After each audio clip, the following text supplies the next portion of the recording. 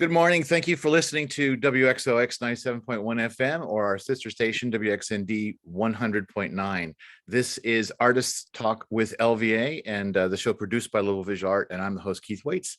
Today, I have two brand new members of the Pyro Gallery, Tad DeSanto.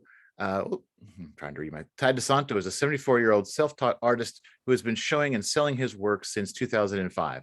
He has exhibited at the New York City Outside Art Fair, the Kentucky Museum of Art and Craft, the Kentucky Folk Arts Center, Crafts Gallery and Mercantile, Edenside Gallery, Gallery Hertz, Swanson Contemporary, the Good Folk Fest, and many other venues. He has also sold work in Dallas, San Francisco, Phoenix, Ann Arbor, Lexington, Georgetown, Connecticut, South Carolina, and Scotland. And also with us is Tia Wells, who had attended the Governor's School for the Arts in high school and graduated from the University of Louisville with a double major in psychology and fine art, where she studied with Mark Priest. The imagery in her large oil paintings is primarily naturalistic or hyper-realistic, but she's beginning to explore digital painting and printmaking. Now, I just said they were both new members of Pyro, and as is their custom at Pyro, new members get to show together and be introduced. So they have a show, the Tad and Tia Show. I think it's Art from the Heart or something like that. I'll just get it. Yeah. So it is up now and it will run through January 29th. The gallery is open Friday, Saturday, Sunday afternoons. There will be a closing reception with an artist talk on Saturday, January 29th, 2 to 4 p.m. When this recording airs, the opening will have occurred. So you'll miss that, but there will be another opportunity. So if you like what you hear them talking about, go and talk to them in person on January 29th. So thank you so much for being here, guys. Thank you. Thank you. I'm going to start. Let's start. Okay, let's start with youth here, Tia. So for you as an artist in your 20s, what's bringing you to Pyro Gallery? What do you see as important or valuable about getting involved in that sort of? It's a co-op gallery. It's an artist-run gallery. What was the appeal there for you? Well, I heard about Pyro when I was in college, so that's when I first heard the name. My teachers would talk about it. So after I graduated college, I was looking for a gallery to join, like an artist community. And so it already was in my mind. So that's what made me think of it. So I just went ahead and applied. And yeah, I was accepted. One of the members there was my teachers at GSA. So it's nice seeing her again too. So yeah. Was that Susan Harrison? Yes. I think I remember. Yeah. So Tad, let me ask you. Now you're sort of the other end of the spectrum. You've been around for a while. You've had a career. You've shown as your intro indicates. You've always been a very, very busy artist. So how do you come to Pyro at this point in your career, and what are you looking for in your relationship there? Well, I have been associated with several galleries in town, but I had found myself kind of being solo, and I was still selling work, different opportunities I would find, including a little solo show in my backyard. But my wife and I dropped into Pyro, I don't know, about a year or so ago, and I forget whose work we were seeing there. But, we like the feel of the place, and I knew it was artist run, which is very appealing to me. And my wife suggested, well, why don't you think about, applying over here? And I did, and I feel very fortunate to be accepted. One of the big pleasures for me in this whole adventure with art has been meeting artists, becoming friends with artists, and being part of the visual art community here in Louisville. And just in my short time at Pyro, I feel like I've already made new artist friends, and I just and now I get the pleasure of showing my work with Tia Wells. So it couldn't be any better. Well, let's stay with you for a second. Describe some of the work that is in the exhibit. What are we going to see, and what does it say about Tad DeSanto at this point in your artistic development? Well, I'd say one thing. I'm a self-taught artist. Some people would describe it as outsider art or primitive art or folk art. There's a lot of names you could apply to it. One thing I'd say, whether you like it or not, my work is fairly unique. There's not a lot of people who do what I do, or the pieces don't look like mine look. My work, my motivation that drives me are generally, there's two forces that work on me. One is my own personal memories and experiences. So there's a little maybe an autobiographical strain in some of these pieces. And then, like most conscious human beings here in America, there's a lot of major issues facing us, and I'm motivated to express myself about some of these serious things going on, like climate change or things happening in politics or religion. And so those are the two things that kind of work together. And the other part of it all is just the joy of making things, and surprising myself, and accepting the challenge of making something from nothing. You know, that's to me, it's like a small little miracle every time I do something. So that's where I'm coming from. Okay. Well, and people don't get to see the work where I talk, so I'll just say, when you talk about self-educated, I don't know, you don't usually draw, you have painted, but there seems like you were very much into collage, that there's a lot of different kind of elements that get brought in, a lot of different kind of textures and things like that. But something that happens when I was looking at the work that's on the Pyro website, I haven't been there yet, but I will be there soon. There was a piece that stands out to me called History Lesson, because you don't usually, you usually let imagery speak for itself. And you have had a word or two. This is what I've seen in the past. You may have had some other things, but the History Lesson piece has a lot of text in the image. It's a story. It is. And it's a really interesting story. That is, and I don't know, I'm always a little bit stuck here about how much I want to talk about art and how much I want people to go see it for themselves. And I don't want to over explain or analyze something, but just visually, that seems like such a departure from you. And I don't see any other piece that even comes close to that, using text in that way in this group. So what that story, what pops for you that you felt the need to have that much text in there?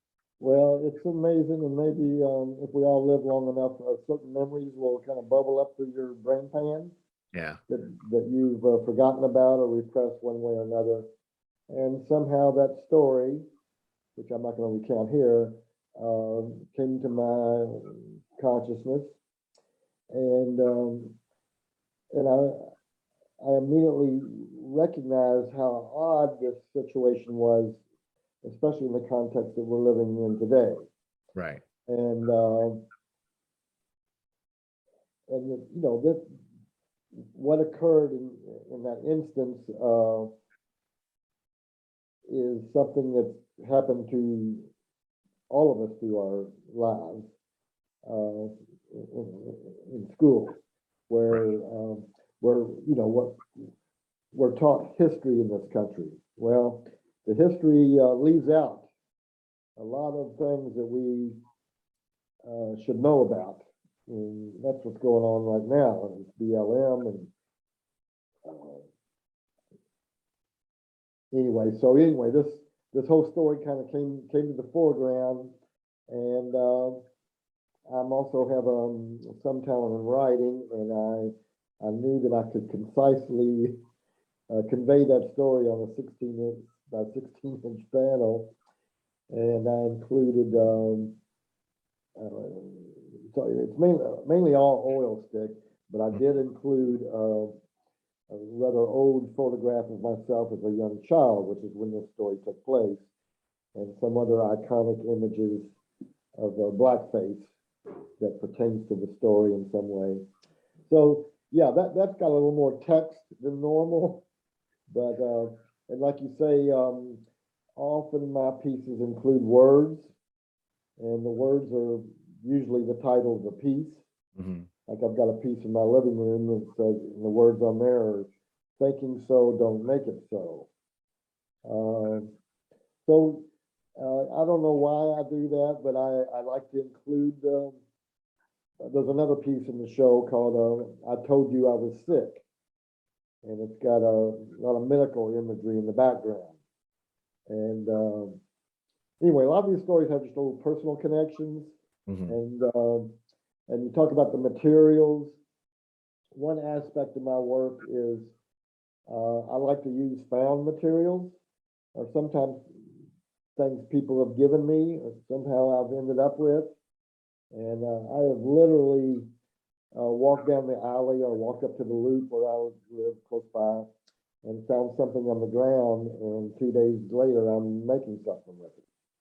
And part of that, I enjoy the challenge, but mainly I somehow get inspired by whatever little artifact that's come across my hands, and it leads to it finds a new life, you know, and I enjoy all that. So it's and again, that's part of the little miracle that comes with it all.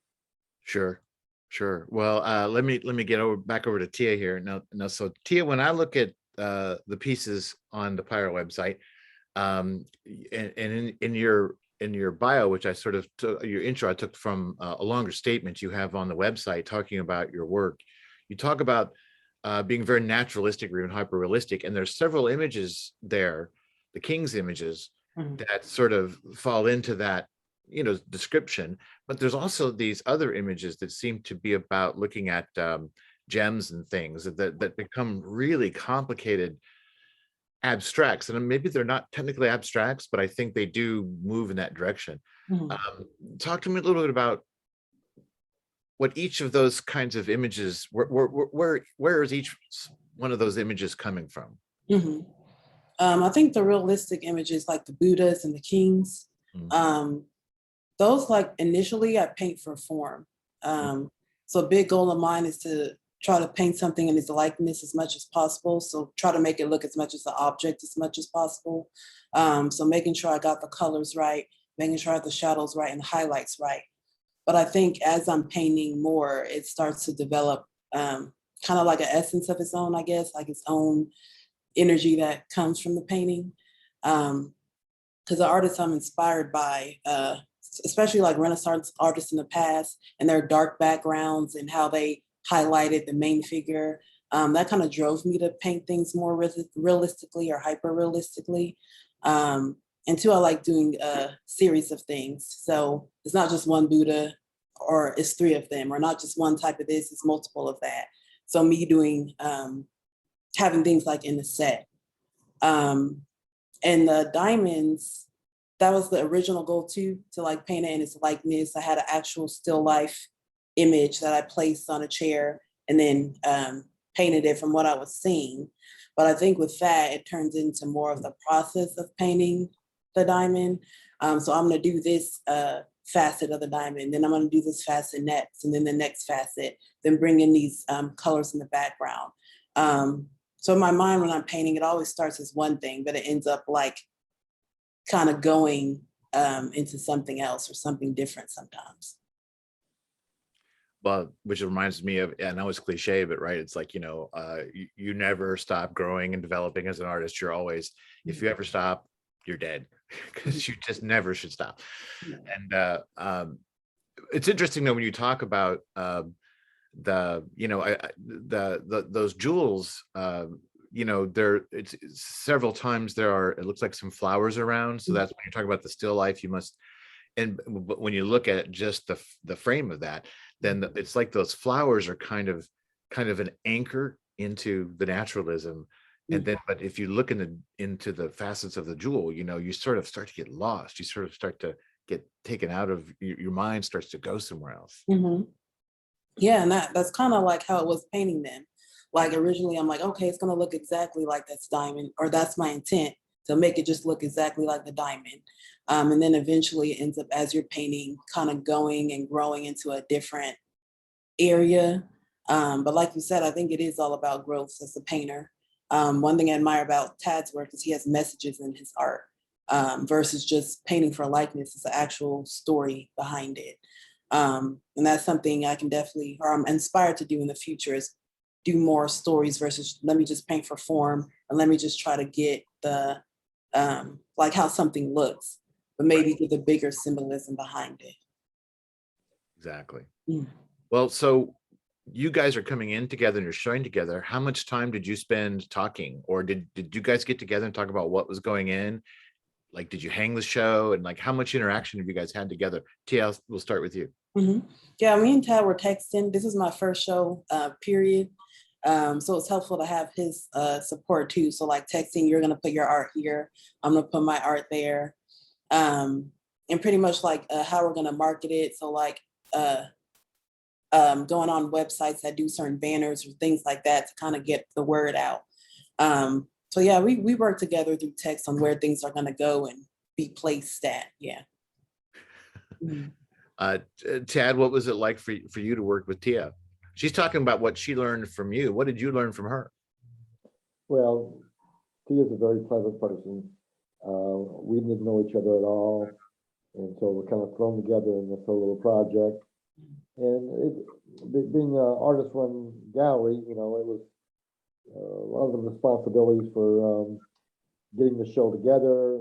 You know, it fell on our shoulders. You know, producing information for our marketing people committee, and hanging the show ourselves, and deciding, who's going to have what space and all that. But it was all very, very amicable, and you know, we're both independent artists doing our own thing. But like I said, one of the biggest pleasures of this whole experience is meeting new people and making new friends, and I feel like I'm already ahead of the game, you know, on this show.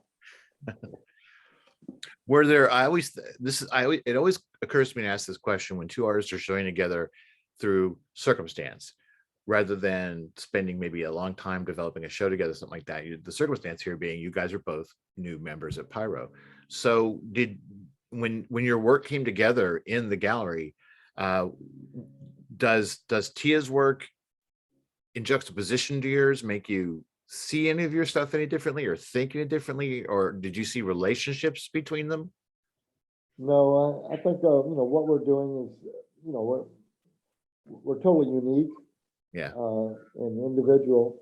But I gotta say, and I don't know if you've got maybe on the website you gotta see it, and you'll see it when you go there. These three Buddhas, the three Buddhas.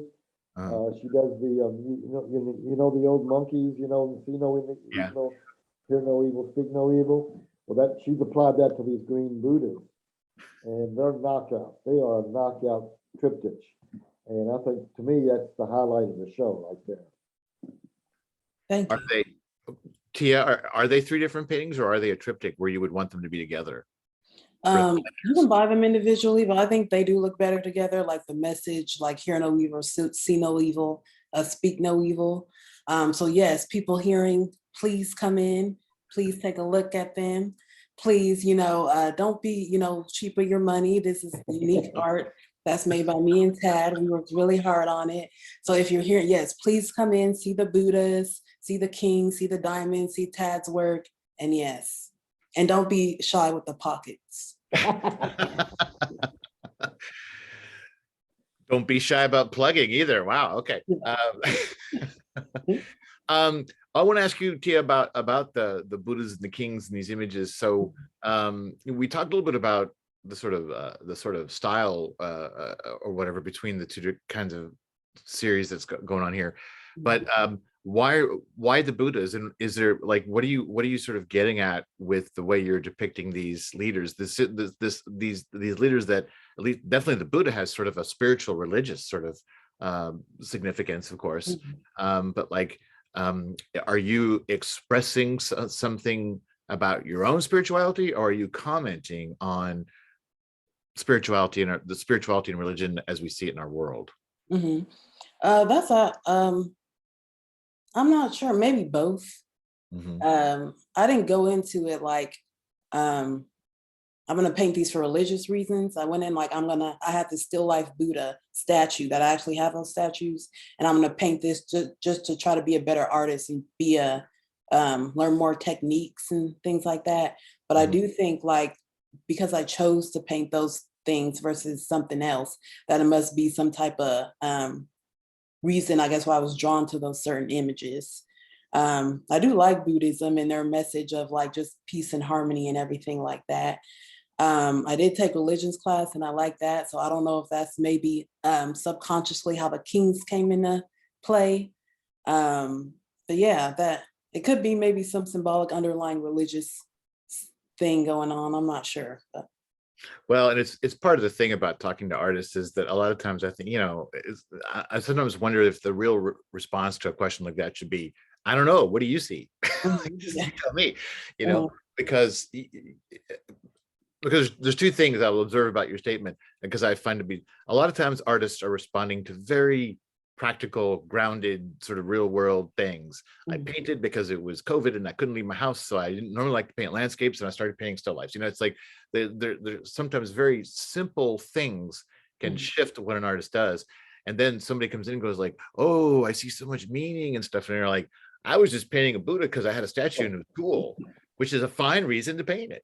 Yeah. But that I'm fond of saying that, like all art is never done until it has an audience or a viewer, right? You do 90% of the work maybe, but they do 10% of the work because they're going to bring something of themselves to it.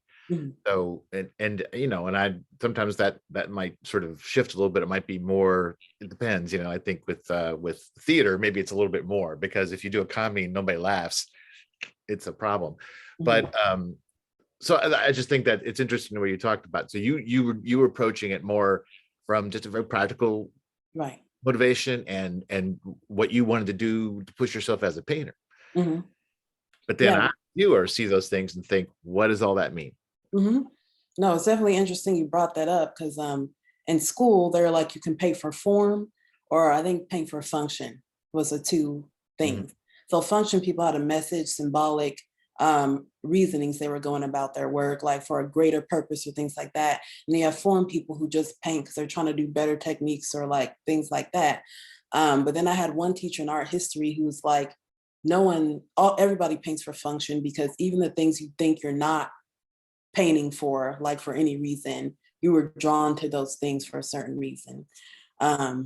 So yeah, art can get interesting, and like you said, what the viewer brings to it, like, oh, why did she choose this color Buddha, or whatever goes in their mind as they look at it. I'll be interested to hear from them, like what they think coming in and looking at the work.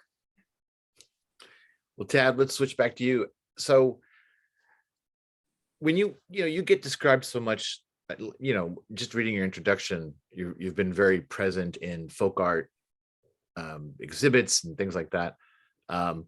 How in folk art, I think that over time folk art has become, as a phrase, more and more complicated. Like it seems like such a simple phrase, and it's not anymore.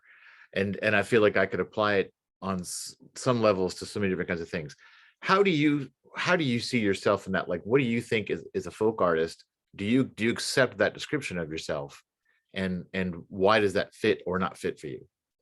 Well, that's one of my favorite subjects, because some of my heroes, one of my all-time heroes is Jean-Michel Basquiat. Okay, yeah. He's a self-taught artist whose career began doing graffiti in subways, and now, as far as selling artwork, he holds the record of the most money ever paid for an piece of art produced by an American. He didn't go to school to do that. I can say this, I'll just quickly just kind of flash this on the screen here, but if you can see that, this is from a magazine called Arts Magazine in Nashville Arts. No longer produced, but several years ago, Kentucky Folk Arts Center coordinated an art exhibit in Nashville in a gallery down there. And there was 4 artists from Kentucky, and I was one of them. And the whole theme of this show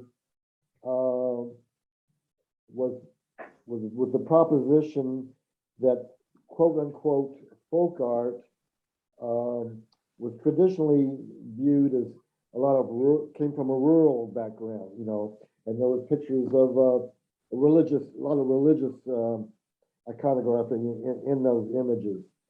And but now, quote unquote, folk art now.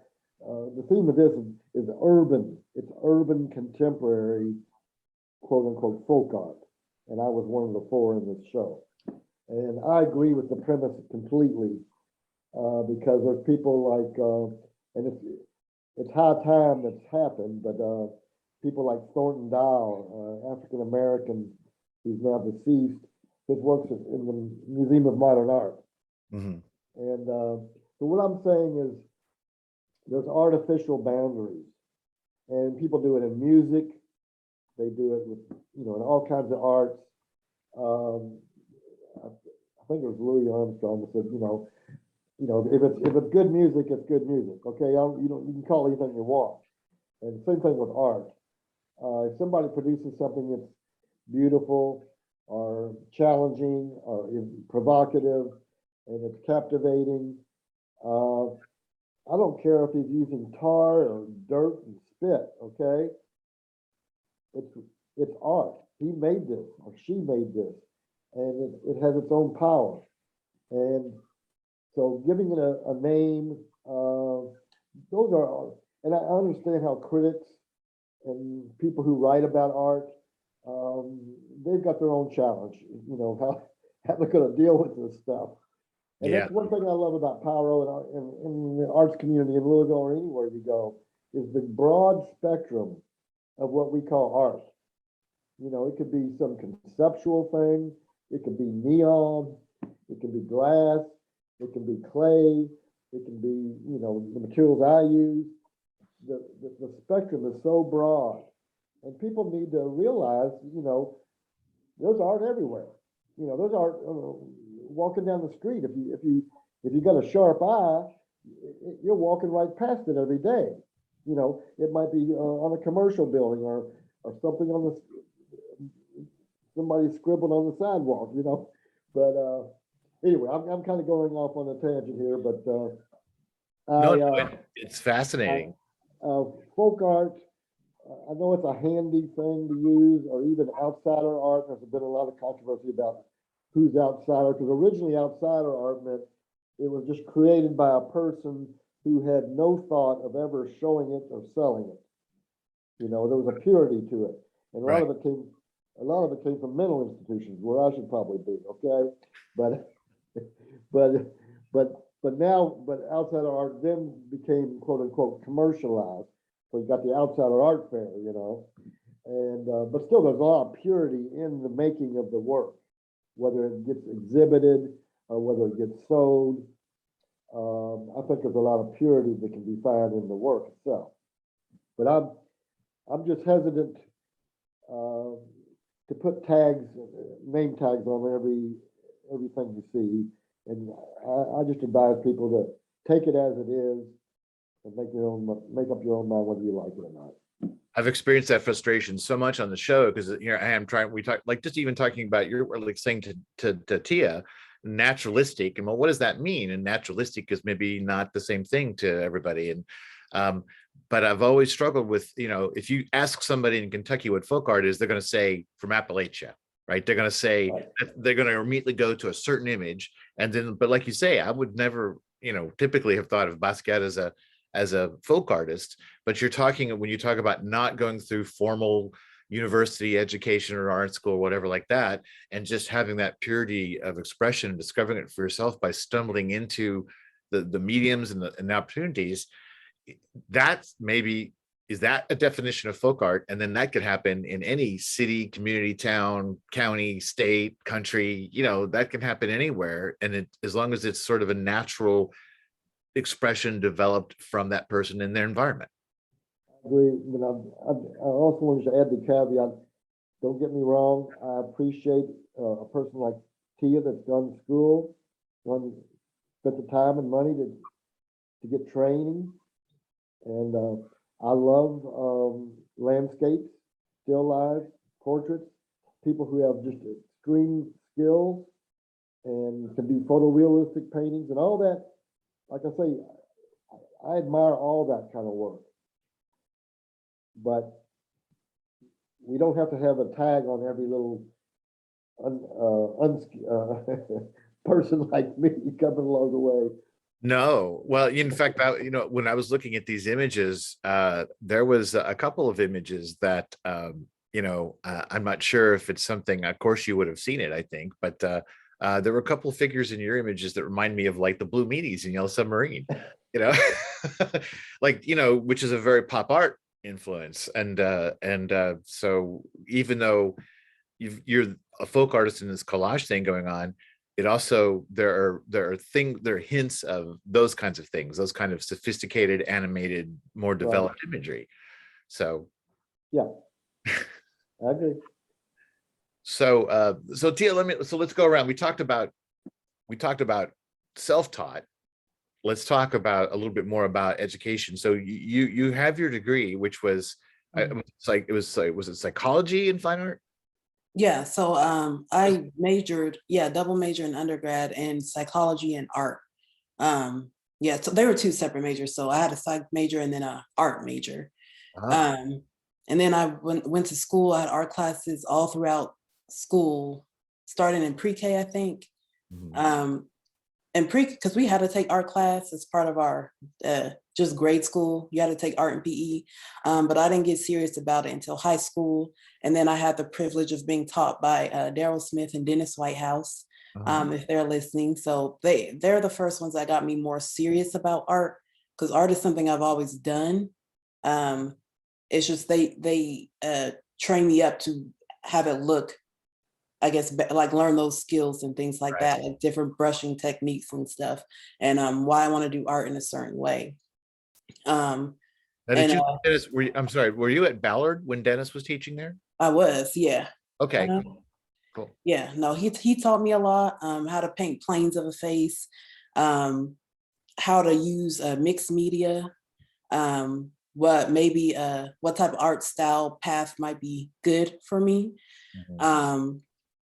So yeah, they're really helpful and helped me finding more about, I guess, more purpose or dig deeper into art versus I like drawing and painting because it's, relaxing and I enjoy it, but to actually hone in my more artist skills, I guess, more. But yeah, they were definitely helpful and like teach me about different artists. Gustav Klimt, I did one painting, which I think was my first big painting, that was inspired by Klimt. So teach me about names and like what this means to use art in this certain way. So yeah, they were big influences to me. I know Dennis quite well. I haven't talked to him for a while, but because he's all retired from everything now. But he was one of our teachers in our children's fine art class program too for many, many years. Okay. And he's so he's a great teacher. I know he is. firsthand. He didn't teach me, but I saw him at work in the classroom. So then do you think about what a lot of people would push to be like, well, the next step is you go get a master's degree? Do you think about continuing your education or not? Like where are you on that question? Yeah. It's always a question for people in the arts. No, I didn't get a master's in psychology. I did continue with my master's in that. Okay. But I didn't get a master's in art. I think because everything I learned from undergrad in art, so I got my BNA art, I'm like, I can do this now on my own. I can go to the library and look up different artists. I can go online or the galleries and look at different, like I feel like I can now carry myself forward without having a MA in art because I had those basic skills. Mark Priest too, he was helpful in teaching me how to paint, things like that. So yeah, my teachers kind of taught me enough to where I feel like I can now self-learn more versus having somebody help me do certain things. Is having the psychology education why you're so confident? No, well, I don't know. Well, I hopefully, maybe that might tie into it. I'm not sure. That's kind of a facetious question. It does make me think though, this whole our conversation is really focused on this sort of contrast of self-taught and formal education. And I remember, I won't say any names, but I remember being in a room with a person from a very important university level art program in the Northeast corridor who was visiting Louisville and was talking to students from University of Louisville. Maybe you were even around, I don't know. But, and they were talking about the importance of going further. What's the importance of a master's if it's a fine art degree? Like, what's the value of that? He said, and this is why I won't say his name because I think people would find it to be maybe a little bit controversial. He said, I think if you're just a working artist, a master's degree is a waste of time unless you want to teach, because then you've got to do it. Like if you want to get involved at teaching in college and university levels, particularly, you've got to have the master's. But he was otherwise, and this is a guy representing an institution with a master's program. He was just saying like, it's a waste of time. It's better you go out and work, just work. Yeah. I mean, I can kind of see his point. I mean, just because college is so expensive, Right. it's like $6,000 a semester. So it gets to a point of if you know how to do it on your own, it might be better at least to save the money for a while. Maybe you can get a master's later. I think it's good for people who, you know, are, unfortunately, the majority of us aren't going to be famous, rich artists. We're just going to be doing this because we enjoy doing it. So if you do need to get a master's to teach art, so that way you can still do what you love, but still have a, you know, money where you can live. It's great to get an MA that way, but yeah. But you could also go back and teach in lower, I don't say lower education, if that's the right word, but like you could teach in elementary, middle, or high school, like Dennis Whitehouse. I Yeah. don't think you have to have a master's. You just have to get a teaching certificate. Do you think much about that part of being an artist, which can be giving back to your community? I mean, and just the fact that you make art and show it, I think, is a contribution to community. But to push past that, maybe, do you ever think about doing other things with your role as an artist? No, I feel like we should, because I feel like that's, you know, especially like with maybe at-risk youth or maybe people that you don't see a lot of art from, like Black people or people of color. I think it's good to go back and like teach them the value of art. So I have volunteered at places before and taught them art classes, but too, finding kids who'd be interested in art over sports. So finding those type of kids who actually enjoy doing art in the process of it. But no, I think it's good as an artist to, you know, always give back to the community, and art is a good outlet for a lot of people, a better outlet than choosing to do something else that might be more dangerous for them. Especially like with at-risk youth, maybe pushing them more in an artistic direction to take up their time versus them doing other things. So. Do you think that the lure of sports is maybe problematic for at-risk youth? I mean, because it just seems like, yes, you know, you can go and fame and money and everything, and art doesn't seem quite as glamorous, but maybe in the long run, it might be more realistic. Yeah, no, I think art's more real, at least for me. I'm very bad at sports. I suck at sports. So for me, it's more realistic. But yeah, I think art too, I think it calms people down. I don't think people realize that art can be used as a coping skill. As a therapist, we use art in therapy, especially with kids or like teens, even adults who have like trauma.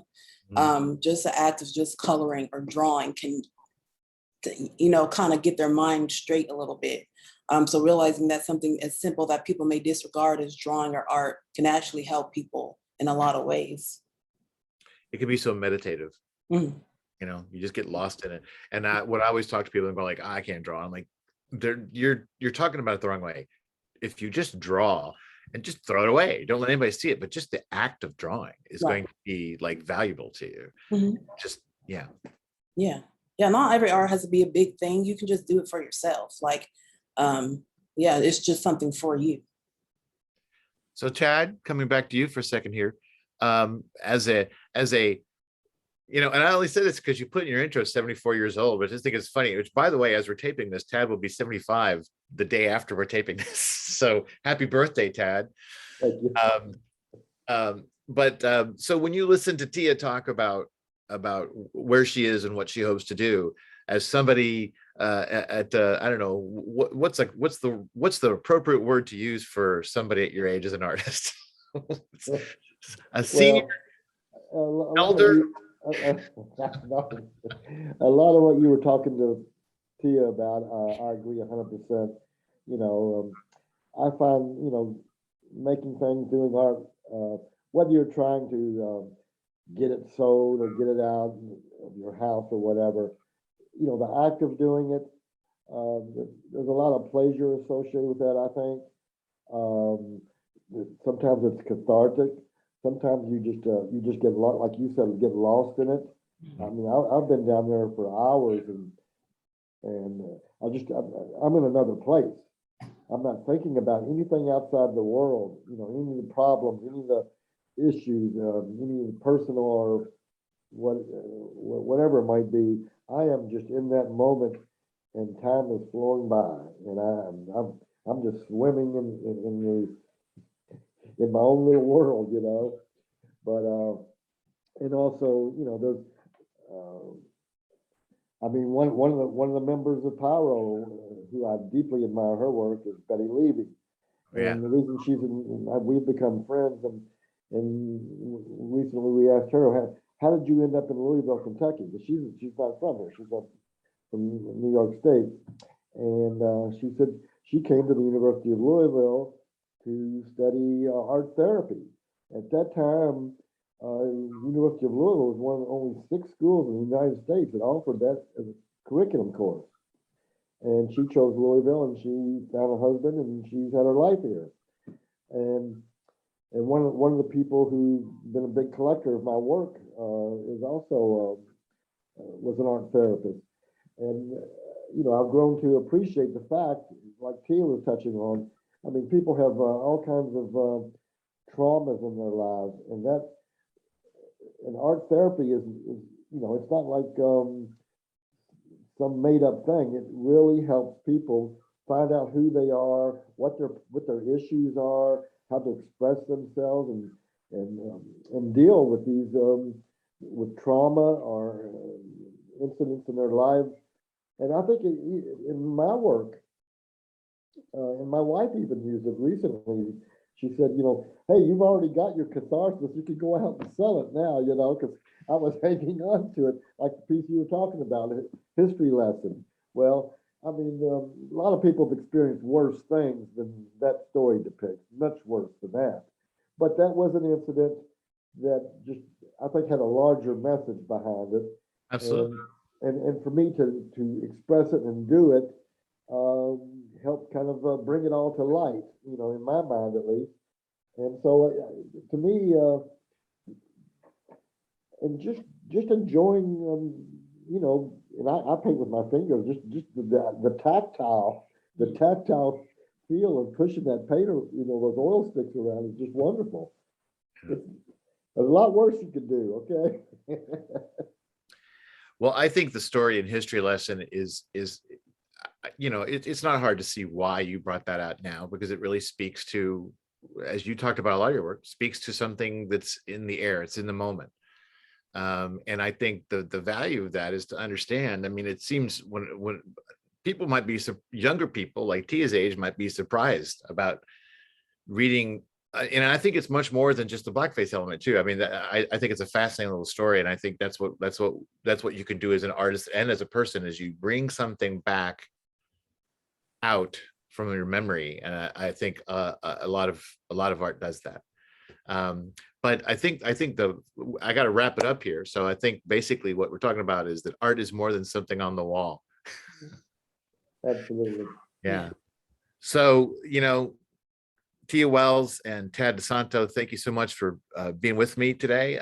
Just to remind you, the Tad and Tia show, what's the subtitle is Art from the Heart. Is that, am I right? Mm-hmm. Okay. It is up now at Pyro Gallery through January 29th. They are open Friday, Saturday, Sunday weekends. There will be a closing reception that will be a talk from both of the artists. It is scheduled for Saturday, January 29th from 2 to 4 p.m. at Pyro Gallery on East Washington Street. So that's everything you need to know to get in touch with Tad and Tia's work. The two newest members at Pyro Gallery and Artist Co-op. So thank you so much for being here. Thank you. Well, really appreciate it, Keith.